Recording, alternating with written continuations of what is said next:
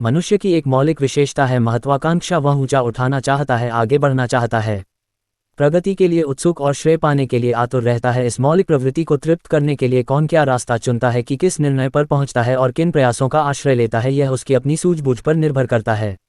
यहाँ कहा यह जा रहा है कि प्रवृत्ति को ऐसे सब प्रयोजनों के साथ नियोजित किया जाए चीन में अपना और दूसरों का समान रूप से हित साधन होता हो, प्रतिद्वंद्विता आवश्यक नहीं।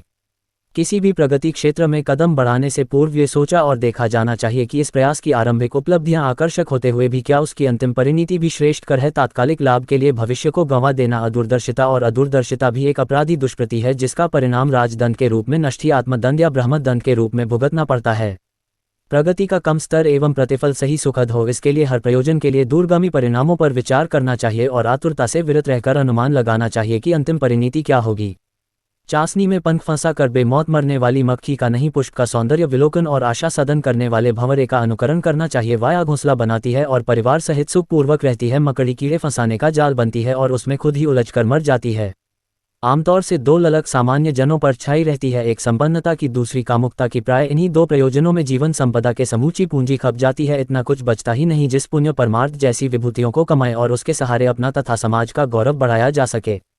मनुष्य का निर्वाह अत्यधिक स्वैप सदनों में हो सकता है, उतना उपार्जन कुछ ही घंटे के सामान्य श्रम से हर किसी के लिए संभव है। फिर भी संपन्नता अर्जित करने के लिए मनोयोग और श्रम प्रक्रम में इस कदर क्यों खफा दिया जाए जिससे मानवीय गरिमा के निर्वाह एवं विभूतियों के संपादन का सहयोग ही न बन सके।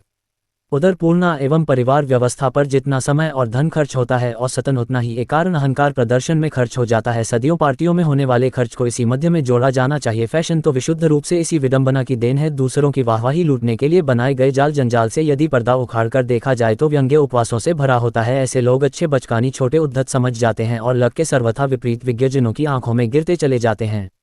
आम आदमी की 3/4 समर्थ संपन्नता कामुकता एवं अहंता की खाई खोदने और पटाते रहने में खप जाती है तथा ये तीनों अनावश्यक ही नहीं अहितकर भी हैं। इनमें शक्तियों का अपव्यय ही नहीं वरन ऐसी अनुपयुक्त प्रतिक्रियाएं भी उत्पन्न होती है जिनमें भौतिक हानि और आंतरिक ग्लानि असाधारण मात्रा में सहन करनी पड़ती है। जिस ओछी वाहवाही की अपेक्षा की गई थी वस्तुतः वह और भी अधिक दूर हटती जाती है। वितृष्णा और व्यामोह के भाव बंधनों से यदि छुटकारा मिल सके तो दृष्टिकोण में स्वर्ग तैरता दिखाई पड़ेगा। इन्हीं तीन प्रवृत्तियों को हथकड़ी, बेड़ी और तक के नाम से भाव बंधन के रूप में चित्रित किया गया है। इनसे छुटकारा मिल सके तो समझना चाहिए जीवित रहते ही मुक्ति मिल गई।